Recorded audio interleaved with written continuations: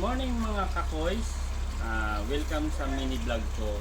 Bale, bakit koys? Kasi isa ko sa bagong nagkahiligan sa pag-aalaga ng koys.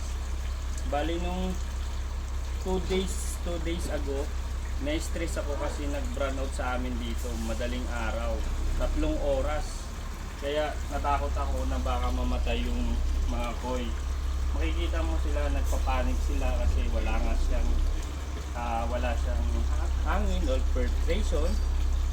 Kaya nagpanik ako. So naisipan ko, nakita ko sa online, naghanap ako, bumili ako ng isang portable na aerator. So ilulublog ko lang to pag kahit brown out, makakasurvive na ng ilang oras yung isda natin hanggang sa magkaroon na ng kuryente. So bali, ano lang pala to mga koys, Kakoys. 127 sa online. Okay, bali gagana lang siya sa power bank, so no need kuryente, right? So kung may solar kayo, pwede natin ito connect to sa solar. So ilulublog lang natin dito yan. Yan. Tapos iko-connect lang natin sa